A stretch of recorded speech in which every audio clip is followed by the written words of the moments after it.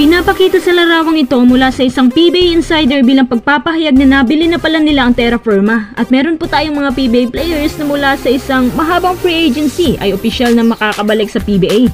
Sa episode na to, subukan nating buuin yung lineup nila na kabilang na yung mga possible first picks na darating sa PBA draft. This time, ibang-iba na to. Hindi na to pang Terra Firma dahil balita ko ang bagong team na to ay may plano na agad na magsagawa ng signing mula sa free agents list or big trades agad para maging competitive sa PBA. Maganda to ah. Tara, huwag na nating patagalin. Kung ang Zamboanga Valientes ay hindi man magiging sing competitive ng Converge agad, at least hindi din naman sila sing lampa ng Terra Firma. Ayon sa Zamboanga owner na may mga kaplanuhan na raw sila agad para magkaroon ng formidable lineup na kayang makipagkompetensya at hindi rin daw sila magiging farm. Anyway, congrats nga pala sa Zamboanga ha.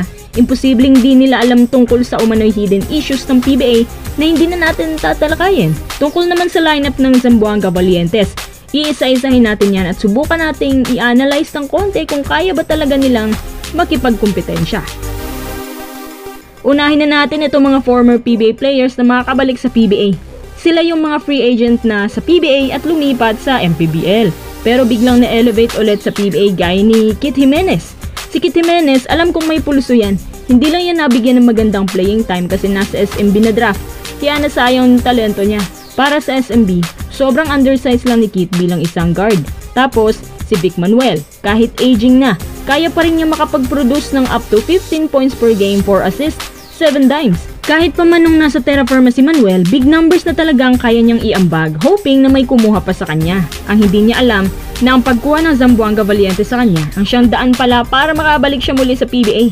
Susunod itong si CBC or Carl Brian Cruz. Ito may shooting sana, may depensa, kesyo, masyadong injury prone. At ang pang-apat si Prince Caperal. Nakita ko yung highlights niya sa isang MPBL game na nakakuha siya doon ng 6 3-pointers. Doon ko napatunayan na may ibubuga pa pala. Medyo pass lang tayo kay Caperal pagdating sa depensa. Ngayon naman dito tayo sa mga unconfirmed reports na mga kukuhanin daw nila. Nabalitaan ko na posible daw makabalik si Mac Cardona sa PBA. Kukunin daw ng Zamboanga si Cardona pero hindi para maglaro, kundi para maging parte ng kanilang coaching staff. Matatandaan ni si Cardona, naging parte din naman ng Zamboanga 3x3. Ipinagmamalaki din pala ng Zamboanga Valientes yung kanilang magiging import sa No Height Limit Laden Conference na si Sam De Guara. Kundi ako nagkakamali, isang 7'6" Italian Maltese na isa din sa pinakamatatangkad na player sa buong mundo. Sanay na sa maraming brand ng basketball dahil suki din to sa mga Asian leagues. Ito din yung dating nakainita ni Kai Soto sa isang tune-up game. Ang nakikita ko kay Sam De Guara, hindi siya yung pang scoring machine type na import. Honestly, ang pwedeng ambag lang ni Sam ay hard defense at rebounds. Pero sa scoring, di mo siya masyadong maasahan kasi may kabagalan. Hindi ko sinasabing mahina si Sam dahil mabagal. Kapag ito, nakuha ng Valientes, magiging sakit sa ulo si Sam dahil sa taas ng kanyang reach at mahigpit na depensa at screens. Yung experience din niya sa iba't ibang liga sa buong mundo at sa iba't ibang pisikalan, big impact talaga. 7'6" import, pinakamatangkad na import na ata yan sa PBA history. Kasi yung import ng Bay Area, 7'5" lang yun. Pero lupasay naman dumipensa. Grabe, lupasay talaga. At magiging big boost siya sa Valientes kapag nagsimula ng Import Laden Conference. Ang magiging first pick na posibleng makuha nila ngayon ay si Robin Duncan or si BJ Fenner. Kasi ang gusto ng owner, yung Phil-Am daw talaga.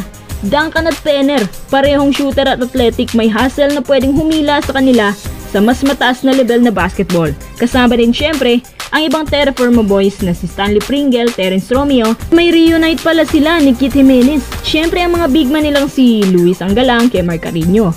What if bumalik pa si Sistan at mangyari din yung trades nila na gagawin ngayong season? Sa tanong na kaya ba nila ang PBA? Sa totoo lang, mahirap sabihin yan, lalo pat ang PBA binubuo ng pinanggagalingan ng mga Gilas players at Gilas coaches. Pero may chance naman sila kasi ang Valientes may kasanayan din konti sa international competitions. Pero mas malaki ang chance nila na makasabay kung magsasagawa sila ng bigger upgrade sa kanilang roster at big trades gaya ng ginagawa ng Converge. Kayo mga quiz, sa palagay nyo, kaya makipagsabay ng Zamboanga Valientes sa PBA?